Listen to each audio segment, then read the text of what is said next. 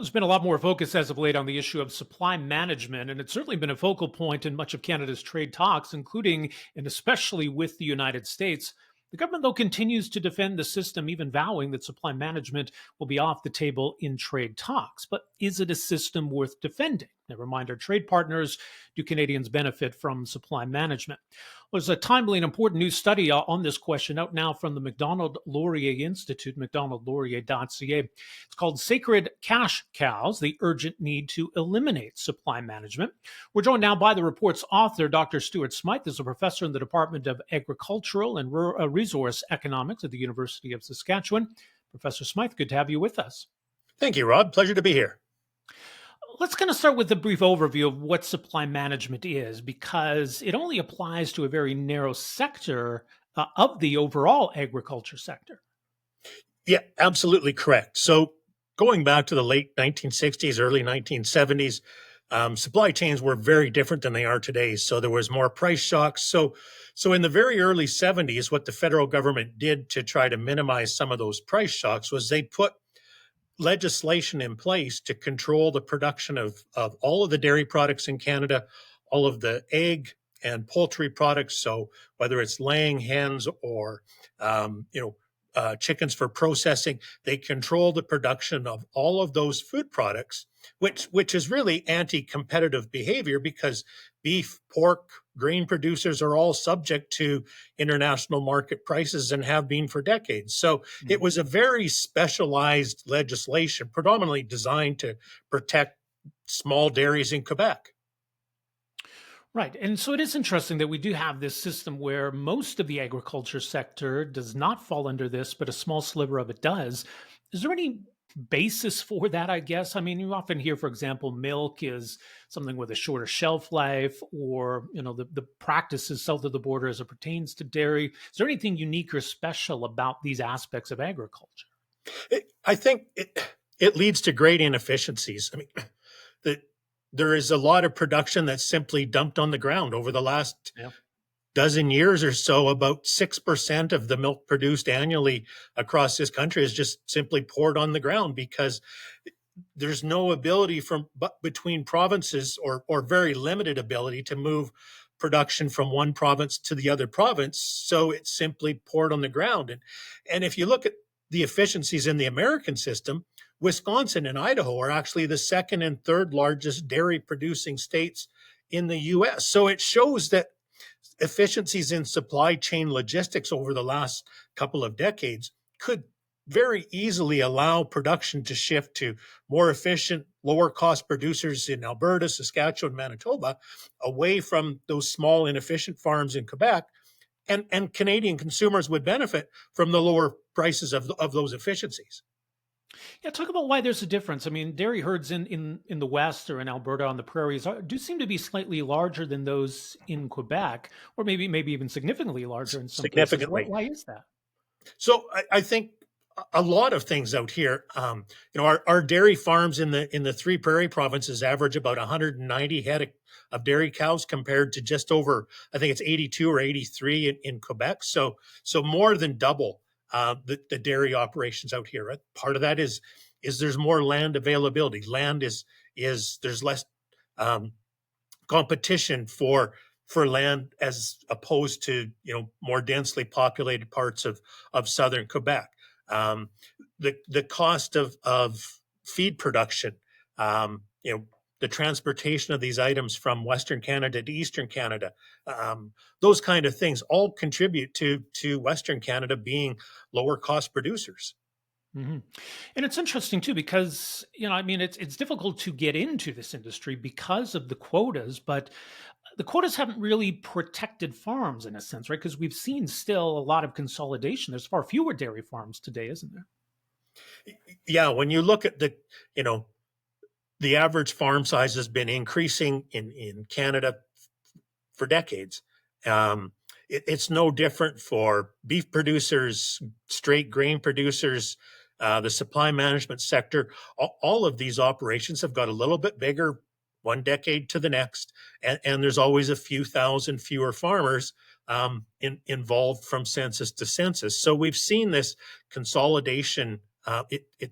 It's just been a consistent aspect of the agriculture industry, but also of all sectors of our economy. We've got fewer financial institutions than we did 50 years ago as well.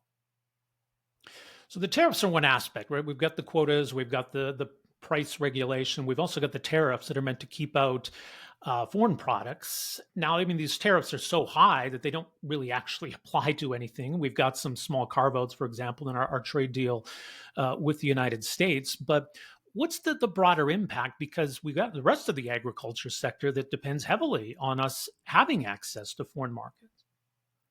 The real concern for me now, Rob, is so following the federal election at the end of April, the Bloc Québécois has reintroduced the bill to carve out supply management, saying that Canada cannot give any supply management concession in the dairy in supply management in any international trade agreement. And so we've already lost an opportunity with the UK to not have a trade agreement simply because Canada wasn't willing to make any concessions. So based, if this law goes through or this bill gets through and becomes law, Canada is never going to sign another international trade agreement with any trade partner or renegotiate one. So we're the 40 million people in Canada that economically benefit from international trade are all going to lose simply to protect about 4,200 dairy farmers in Quebec.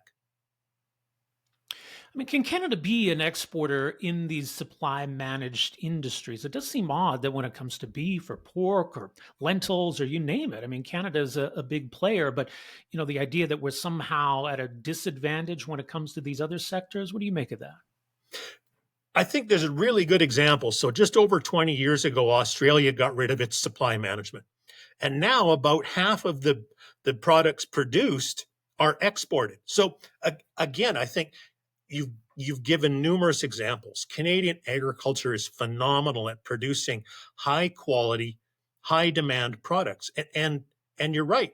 If the restrictions of supply management were removed, that would allow dairies to flourish right across this country.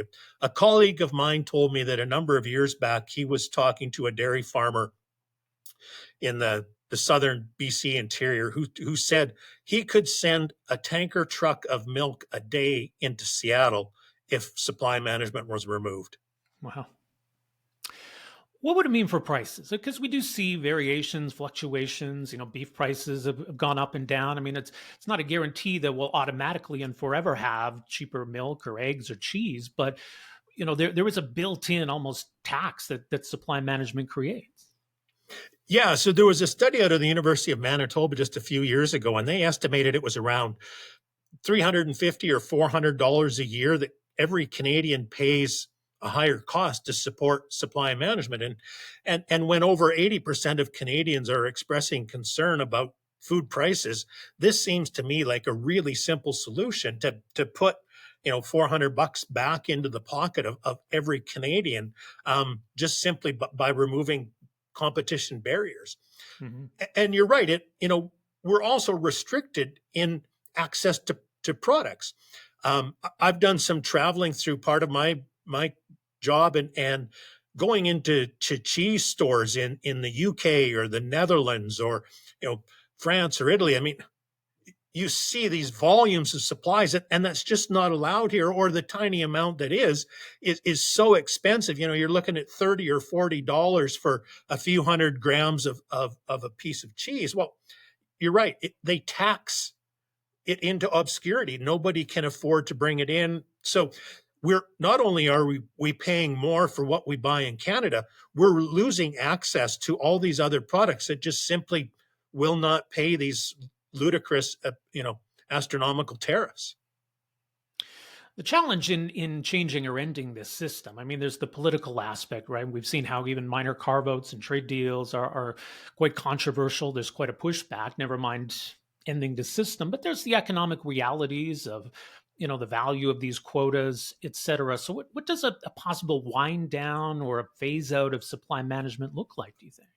Yeah, I think, and that's a very legitimate concern, because farmers getting into the sector or in that transition from one generation to the next have used that quota to secure lines of credit or operating capital.